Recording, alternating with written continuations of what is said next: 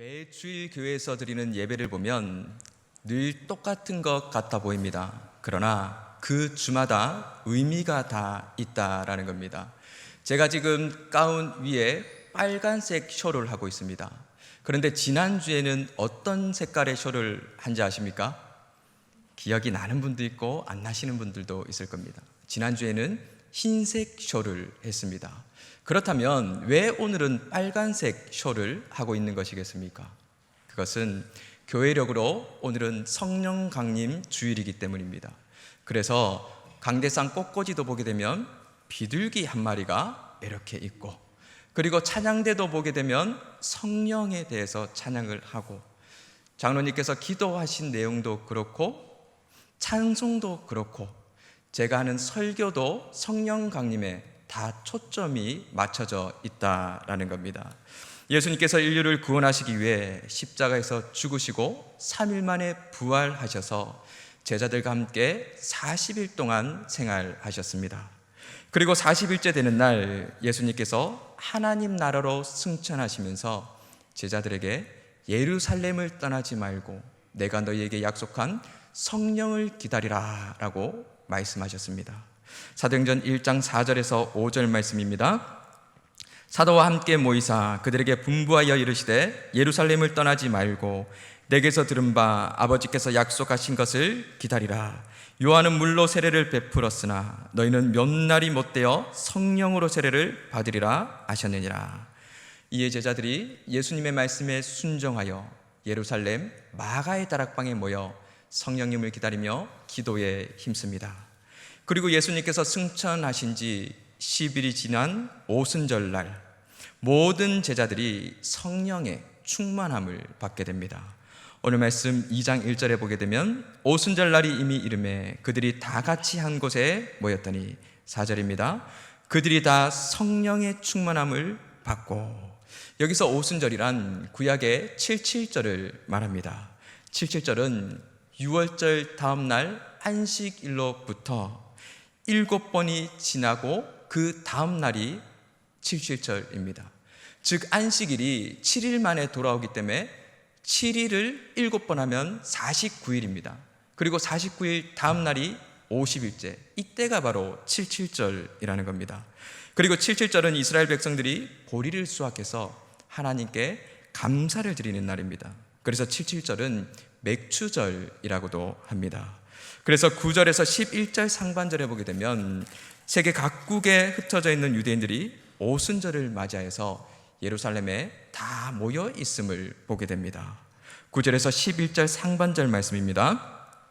우리는 바데인가 메데인가 엘람인가 또 메소포타미아 유대와 갑바도기아 본도와 아시아 부르기아와 밤빌리아 애국가 및 구렛네에 가까운 리비아 여러 지방에 사는 사람들과 로마로부터 온 나그네 곧 유대인과 유대교에 들어온 사람들과 그레데인과 아라비아인들이라. 즉 오순절을 맞이해서 세계 각국에 흩어져 있던 모든 유대인들이 예루살렘에 다 모였다라는 겁니다.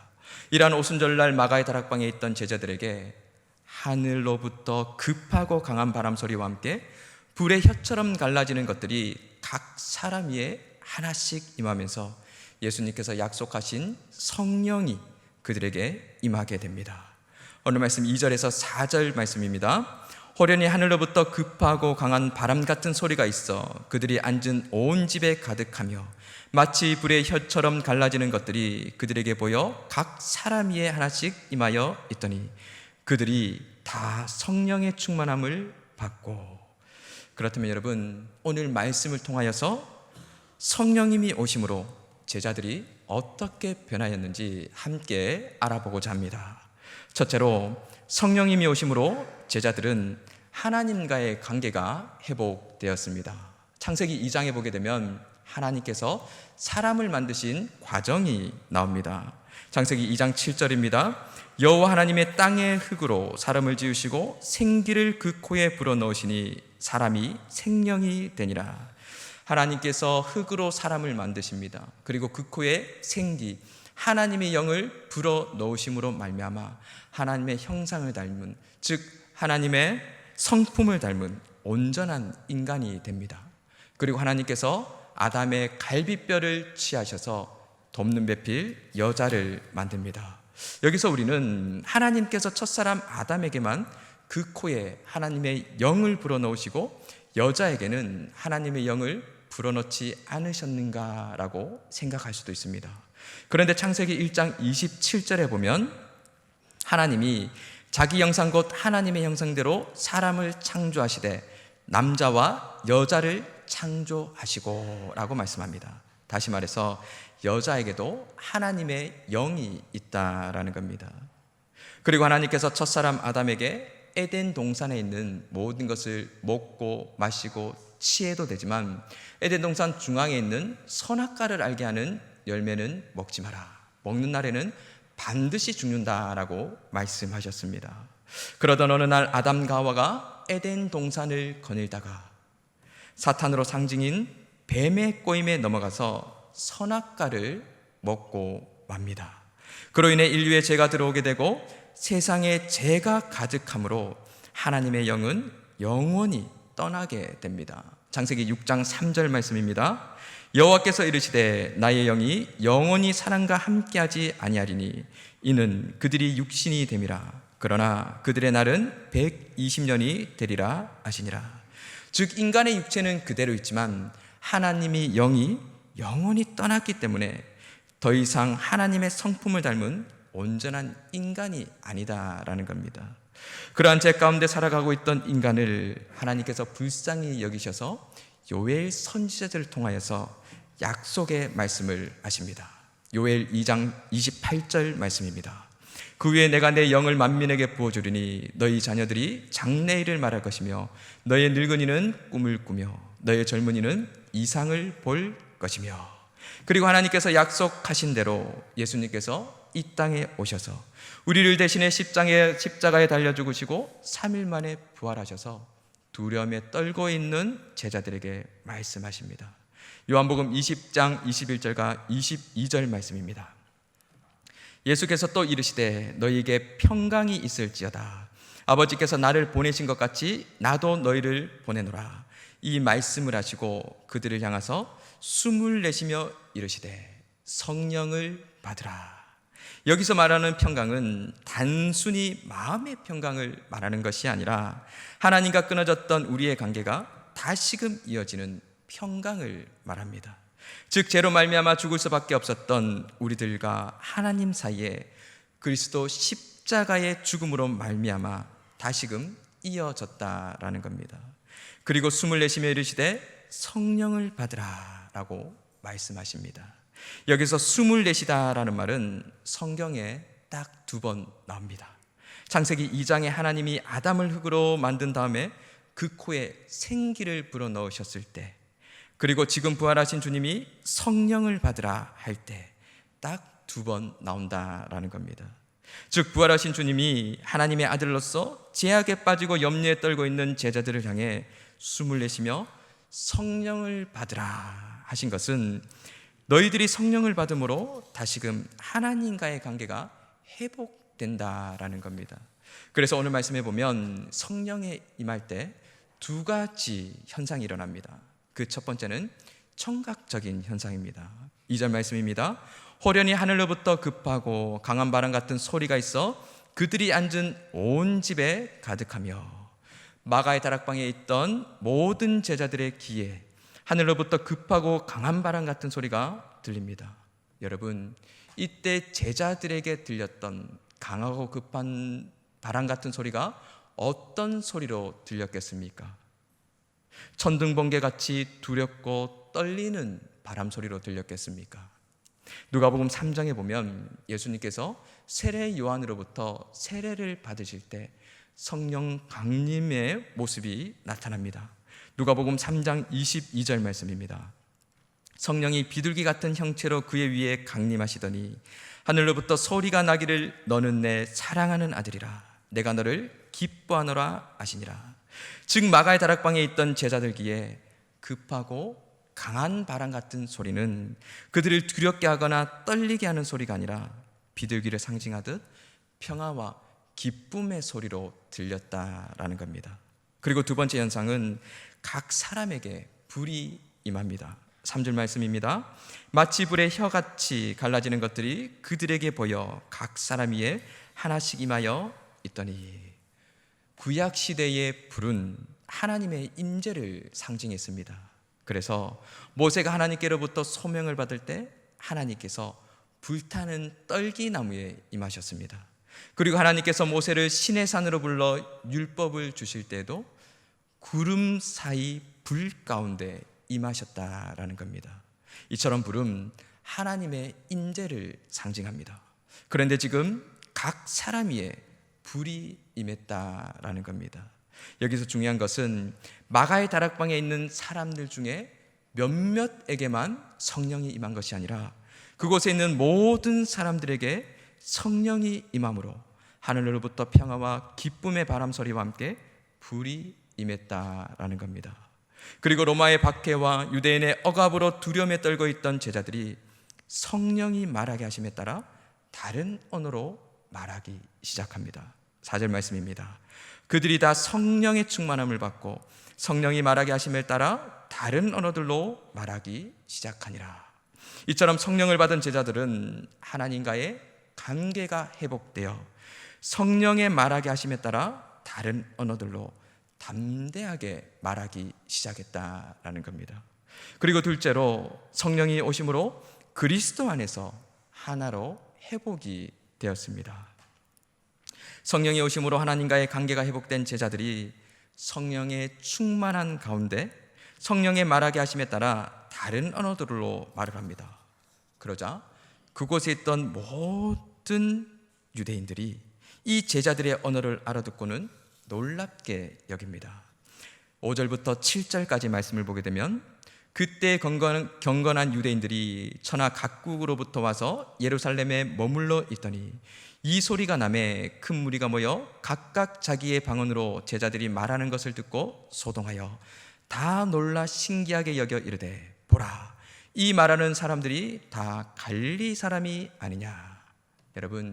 여러분들이 만약 이 당시 유대인으로 한 사람 중에 있었다면 어떤 반응을 보였을 것 같습니까? 갈릴리에서 태어나 갈릴리에서만 자란 사람들이, 그것도 변변한 정규교육 한 번 제대로 받아본 일이 없는 사람들이, 세계 각처의 방언을 완벽하게 하고 모든 사람들이 너무 쉽게 그들의 말을 알아듣고 있다라는 겁니다. 여러분들이 그 자리에 있었다면 이 제자들의 말을 듣고 어떤 반응을 보였겠습니까?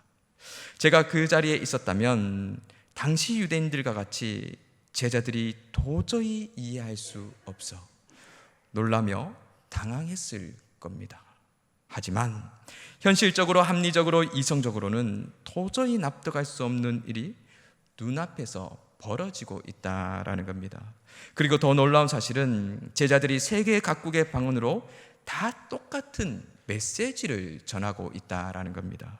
11절 중반절에 보게 되면 우리가 다 우리의 각 언어로 하나님의 큰 일을 말함을 듣는도다. 그렇다면 여러분, 제자들이 전한 하나님의 큰 일이 무엇이겠습니까? 네덜란드 신학자였던 바빙크는 이와 같이 말을 합니다. 하나님의 큰 일이란 하나님께서 그리스도로 말미암아 성취하셨던 구원의 모든 사역이다. 즉 구약시대에 하나님께서 메시아를 보내주시겠다 약속했던 그분이 바로 예수님이시다. 예수님이 우리의 죄를 대속하기 위해 십자가에 죽으셨다. 그리고 3일 만에 부활하심으로 우리의 구원을 성취하셨다라는 겁니다. 그리고 성령님은 이 복음의 메시지를 모든 사람들이 너무나도 쉽게 알아듣게 하심으로 죄로 나누어졌던 우리를 그리스도 안에서 하나로 회복시켜 주셨다라는 겁니다. 마치 바벨탑을 쌓으며 하나님께 도전함으로 흩어졌던 모든 언어들이 예수 그리스도 안에서 하나로 회복되는 것과 같아 보입니다. 골로새서 3장 10절과 11절 말씀에 이렇게 말씀합니다. 새 사람을 입었으니, 즉 성령의 새 사람을 입었으니 이는 자기를 창조하신 이의 형상을 따라 지식에까지 새롭게 하심을 입은 자니라. 거기에는 헬라인이나 유대인이나 헬라파나 무할라파나 야만인이나 수구하다인이나 종이나 자유인이 차별이 있을 수 없나니 오직 그리스도는 만유시요 만유 안에 계시니라. 그러므로 우리는 그리스도 안에서 한 형제요 한 자매요 한 가족이라 말한다라는 겁니다. 이처럼 성령님이 오심으로 그리스도 안에서 우리 모두는 하나로 회복이 되었습니다. 그리고 셋째로 성령님이 오심으로 성령의 열매를 맺는다라는 겁니다. 여러분, 성령님이 제자들에게 임하기 전 그들의 삶은 어떠했습니까? 예수님과 함께 공생애를 보냈지만 베드로는 자신의 생각보다 행동이 앞서므로 늘 경솔했고, 빌립은 오병이어 사건 때 200데나리온이나 있어야 된다며 계산적이었고, 도마는 늘 의심적이었고, 시몬은 하나님 나라를 생각하기보다 이스라엘이 어떻게 하면 다시 회복될 수 있을까라는 생각에 그의 초점을 맞추며 살았고, 야고보와 요한은 그의 어머니와 함께 우리 중에 누가 가장 큰 자가 되겠냐며 높은 자리를 탐하려고 했다라는 겁니다. 그리고 결정적으로 예수님께서 체포되었을 때 베드로는 3번이나 부인을 하고 모든 제자들은 다 도망을 가버립니다. 그런 그들이 성령님이 임하시니까 어떻게 됩니까? 성령의 열매를 맺습니다. 사랑과 희락과 화평과 오래 참음과 자비와 양선과 충성과 온유와 절제의 모습들로 변했다라는 겁니다. 즉 주님이 이 땅 가운데 보여주신 삶의 모습을 따라갔다라는 겁니다. 그런데 여러분, 잘 생각해 보면 성령의 충만함을 받은 제자들은 당연히 성령의 열매를 맺을 수밖에 없습니다.